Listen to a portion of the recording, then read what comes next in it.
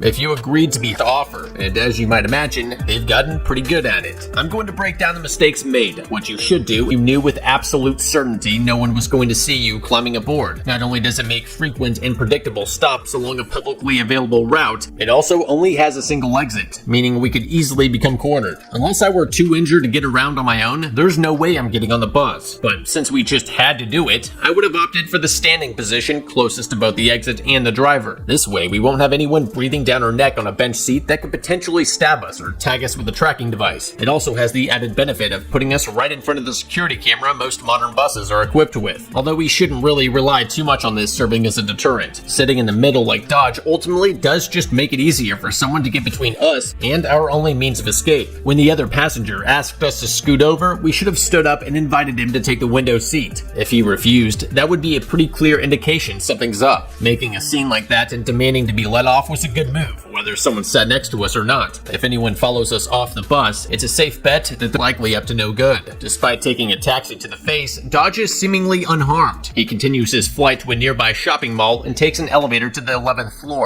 the second he opens the door, and then stomp his lights out once he's on the ground. Of course, Nixon's high standards for human hunting ultimately give Dodge the opportunity to slip away unharmed, though I'm not sure why he couldn't just wait until after he was dead to call Wanda. I mean, that's definitely what I would have done. Not only would it help pad out the KD, but we could probably still score some store credit to cover the next run. Back down on the ground floor, Dodge attempts to blend in with a group of senior citizens out for a walking class. Suddenly, a second hunter, the mustachioed by the arm, and presses a hunting knife against his abdomen. Reagan warns that if he attempts to resist or call for help, he won't be the only one in the mall getting field dressed, and then starts leading him to a more discreet location. As the pair ascend an escalator, a butthurt Nixon hits the emergency stop, giving Dodge a chance to boot Reagan down the stairs. He manages to get clear of the mall, but a sidewalk cyclist nearly plows right into him, sending Dodge tumbling down a nearby stairwell. He recovers in time to find Nixon blocking the only exit, but a passing beat cop intervenes before things can get messy. Despite one of them looking like he got fucked up with a coffee pot, Nixon deflects the lawman's concerns and nods at Dodge to play along, knowing it would be a violation of the rules for him to do otherwise. As soon as the officer departs, Dodge makes a break for it. He steals a 10-speed from an unlocked bike rack, only to get form tackled into some trash by Reagan. The hunter goes in for the killing blow, but his boot is caught in the spokes, giving Dodge yet another opportunity to escape. Following the nearby